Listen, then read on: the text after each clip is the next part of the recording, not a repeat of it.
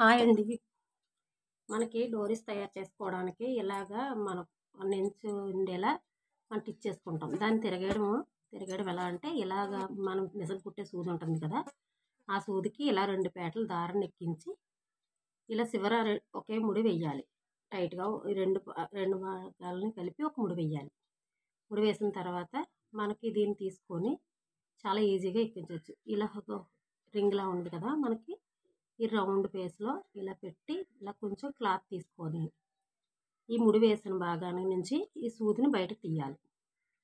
ఇలా తీస్తే ఇలా ముడి పడుతుందనమాట. మనకి సూది రివర్స్ భాగం ఇలా సాఫ్ట్‌గా ఉంటుంది కదా!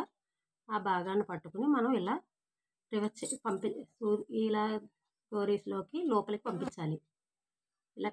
ఇలా వెళ్ళాలి సూది. లోపలికి మనం పంజాబీ డ్రెస్ ప్యాంట్లకి మనం తాడు పెట్టుకుంటాం కదా! అలాగా ఈ దీంట్లోకి ఇలా పంపాలన్నమాట సూదిని. ఈ సూది ఇలాగ వెళ్ళిన తర్వాత మొత్తం మనకి చివరి వరకు వెళ్ళిపోయాక ఇలా మొత్తం అంతా ఎక్కించాలి. ఇలా ఎక్కించాలి. ఎక్కించిన తర్వాత ఈ చివరి భాగం ముడి వేసాం కదా మనం, దాని దగ్గర ఇలా స్లోగా ఈ సూదిని గట్టిగా మనం ఒక చేత్తో పట్టుకొని ఇలా స్లోగా పట్టుకొని ఇలా లాగితే చూడండి ఎంత చక్కగా వస్తుందో. ఇలా మొత్తం డోరీ లోపలికి తాడు తిరగబడుతుందనమాట.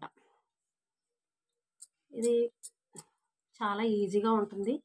సన్నగా కూడా కుట్టుకుని ఇలా తిరగేసుకుంటే చాలా సాఫ్ట్‌గా బాగా వస్తుందనమాట. ఎంత కష్టమైనా కానీ ఈజీగా అనిపిస్తుంది. ఇది క్రాస్ ముక్క మాత్రమే వాడాలి దీనికి.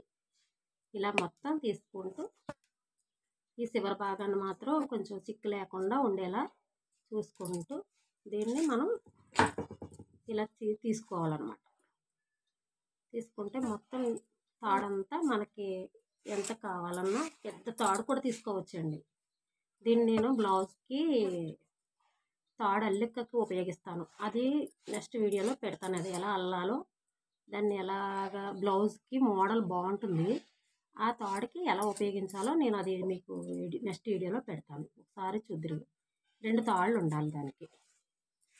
ఇలా చాలా బాగుంటుందండి. మీరు చూద్దురు.